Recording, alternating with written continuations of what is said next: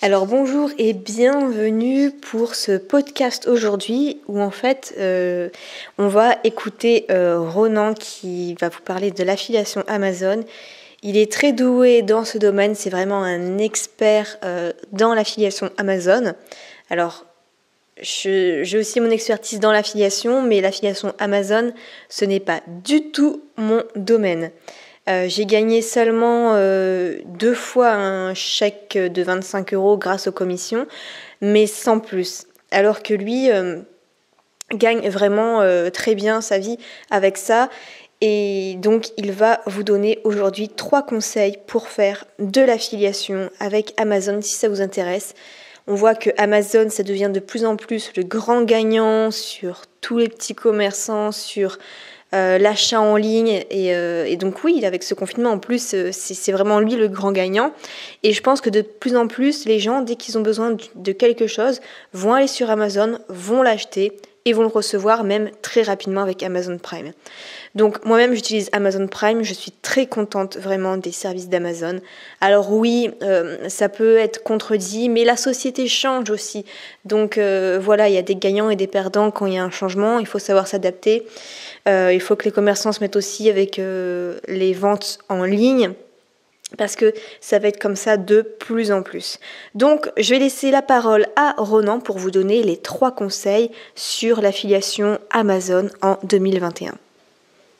Alors donc, salut Nina et salut à ton audience.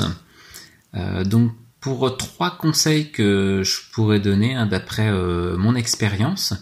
Donc le premier, ça serait déjà de trouver un domaine en fait qui vous plaît pour travailler sur Internet. Donc que ce soit l'affiliation, quel domaine vous intéresse exactement dans l'affiliation, qu'est-ce que vous voulez faire. Il y a plein de types d'affiliation pour des produits physiques ou pour des produits numériques ou etc. Enfin, il faut trouver son domaine.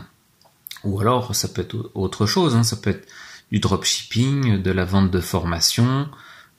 Du coaching ou etc. Le deuxième conseil que je pourrais donner, c'est de se former. Voilà. En fait, la théorie, c'est simple, c'est toujours très simple. On trouve beaucoup de choses théoriques sur Internet, que ce soit des vidéos ou des articles de blog. Mais pour la pratique, c'est toujours un peu plus difficile parce que, comme on le dit, le diable se cache dans les détails. Et le détail, ça va être toutes ces petites choses techniques, ces petites difficultés du quotidien sur un site internet ou sur YouTube, concrètement, par où on commence, quelle est la prochaine étape, etc. Ça, c'est des choses que les nulos, en fait, ne savent pas enseigner parce qu'ils ne l'ont pas fait, mais ils sauront juste vous dire la théorie. Donc voilà, moi je recommande quand même de se former.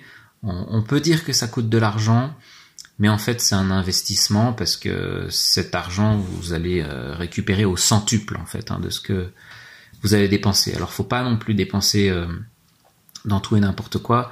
Les petites formations à 10, 20 ou 30 €, en général ça va rester théorique. Vous aurez pas de pratique dedans.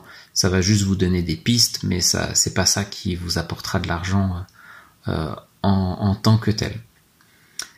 Et le troisième conseil que je pourrais donner, c'est d'optimiser vos process et les conversions. Donc vos process, c'est-à-dire votre façon de travailler. Est-ce qu'aujourd'hui vous trouvez que vous êtes efficace dans ce que vous faites? Donc il faut améliorer ça. Il y a certainement quelque chose à améliorer, toujours. Et également à améliorer ses conversions. Peut-être que vous avez du trafic, vous avez peut-être un site, ou vous avez peut-être une chaîne YouTube ou un groupe Facebook. Vous avez peut-être des visiteurs ou des abonnés, mais aujourd'hui ces personnes ne font pas grand-chose ou vous avez du mal à les faire passer à l'action. Donc il faut que vous analysiez un petit peu plus vos statistiques, combien de temps les gens restent, est-ce qu'ils cliquent sur vos liens, vous voyez, des choses comme ça qui vont vous donner des indices à savoir que ce que je peux améliorer dans ma conversion. Donc voilà, c'est quelque chose qui est très important. Donc c'est-à-dire, pour récapituler, vous trouvez un domaine qui vous plaît, ensuite vous vous formez pour réussir dans ce domaine, et ensuite donc vous améliorez vos conversions pour que vous puissiez en vivre tout simplement, ou alors gagner des revenus complémentaires. Voilà pour mes 3 petits conseils.